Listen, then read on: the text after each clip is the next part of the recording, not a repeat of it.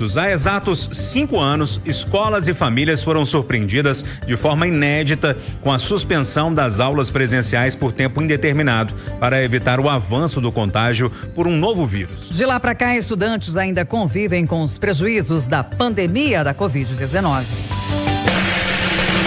Itatiaia. A OMS, a Organização Mundial da Saúde, acaba de declarar uma pandemia do coronavírus num reconhecimento de que a mera estratégia de conter a proliferação da doença já não seria suficiente. Eduardo Costa. Eduardo, quem que não vai ter medo?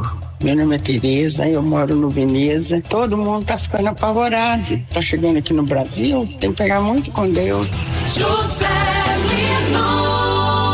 Infectologista estima mais de 1.700 casos do novo coronavírus na Grande BH nos próximos meses.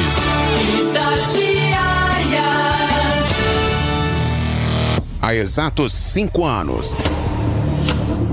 Dia 11 de março de 2020, um dia como hoje, a doença já estava em 114 países. Infectado mais de 118 mil pessoas. 118 mil pessoas. E já havia matado mais de 4 mil.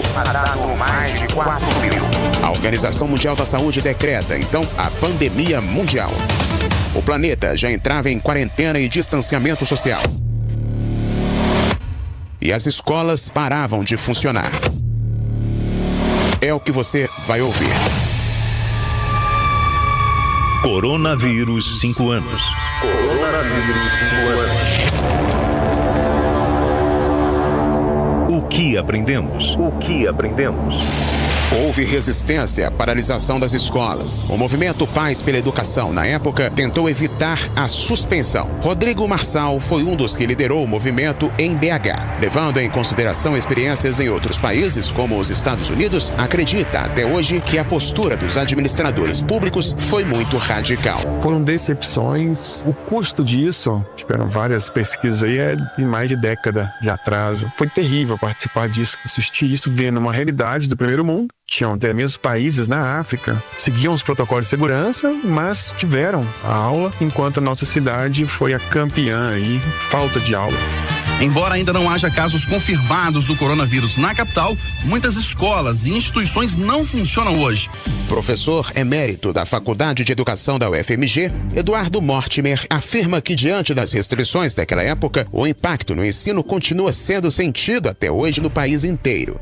Em 2020, você tinha 5.783.000 pessoas fazendo Enem. Em 2021, esse número caiu para 4 milhões. Em 2022, caiu para 3.400.000. Aí, em 2023, ele começou a recuperar de novo. 3.900.000. Em 2024, 4.300.000. Hoje, no nível de 2010. Muitas pessoas falavam que a pandemia ia significar um atraso de 10 anos. Temos algo que se aproxima disso. Os impactos não foram sentidos igualmente por todos os brasileiros. Os brasileiros mais pobres, né, as classes menos favorecidas, sentiram muito mais. Primeiro que o Brasil, ele lidou um pouco mal com a pandemia no sentido de prever o menor número possível de aulas que fossem no ensino remoto.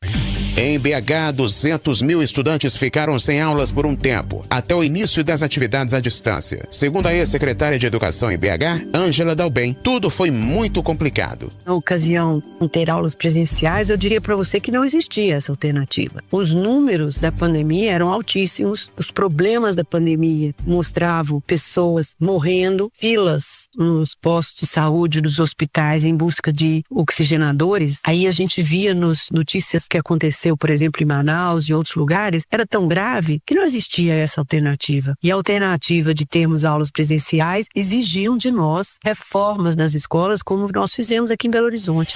O ex-secretário de Saúde da capital, Dr. Jackson Machado, admite que algumas atitudes tomadas em um cenário de desconhecimento do vírus poderiam ter sido evitadas. Algumas decisões nós tomamos porque não conhecíamos o vírus suficientemente, né? Hoje, por exemplo, isolaria as praças crianças, como eu fiz naquela época. Na época a gente não sabia que é necessário o contato, pelo menos durante 15 minutos com o vírus para você se infectar. Talvez hoje eu não fecharia as escolas precocemente como eu fechei. Nós sugerimos ao prefeito que fechasse naquela época, apesar de sabermos que crianças também morreram de Covid. Eu não me arrependo de nenhuma decisão que eu tomei naquela época, nem do comitê. O que o senhor acredita que aprendeu? Aprendi muita coisa sobre o comportamento das pessoas, sobre a importância de se valorizar a vida, né, mais do que qualquer outra pessoa, de mudar o meu próprio estilo de vida.